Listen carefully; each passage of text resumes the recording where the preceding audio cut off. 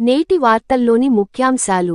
వికారాబాద్ జిల్లా తాండూర్ నుంచి హైదరాబాద్కు 60 మందితో వెళ్తున్న ఆర్టీసీ బస్సును కంకరతో వస్తున్న టిప్పర్ ఢీకొట్టడంతో 19 మంది దుర్మరణం పాలయ్యారు, 24 మందికి గాయాలయ్యాయి.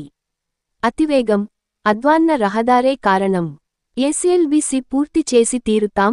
ముఖ్యమంత్రి రేవంత్ రెడ్డి మంత్రులతో కలిసి మన్నెవారిపల్లిలో హెలిబోర్న్ సర్వేను ప్రారంభించారు. కోకాపేట ఎకరం 99 కోట్లు, మరో 2 విలువైన భూములకు హెచ్ఎండిఏ ఆన్లైన్ వేలం.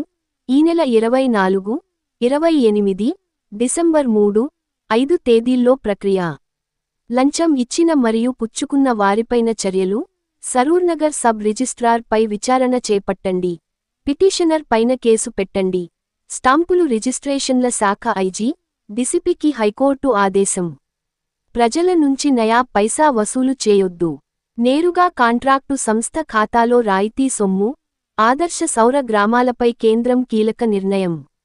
అమెరికాకు చెందిన ప్రపంచంలోనే అతిపెద్ద పెట్టుబడి నిర్వహణ సంస్థల్లో ఒకటైన వాన్ గార్డ్ తమ గ్లోబల్ వాల్యూ సెంటర్ను నిన్న హైదరాబాదులో ప్రారంభించింది.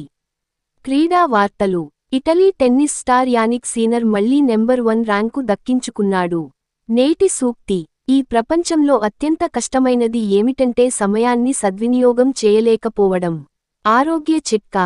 వెల్లుల్లి యాక్సిడేటివ్ స్ట్రెస్ నుంచి కాపాడుతుంది. నిన్నటి జీకే ప్రశ్న. యుఏఈకి చెందిన మష్రెక్ బ్యాంకు తన బ్రాంచ్ను భారతదేశంలో ఏ రాష్ట్రంలో ప్రారంభించేందుకు ఆమోదం పొందింది?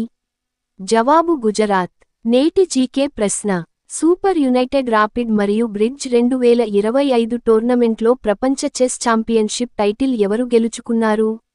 నేటి జీకే ప్రశ్న మరోసారి. సూపర్ యునైటెడ్ రాపిడ్ మరియు బ్రిడ్జ్ 2025 టోర్నమెంట్లో ప్రపంచ చెస్ ఛాంపియన్షిప్ టైటిల్ ఎవరు గెలుచుకున్నారు?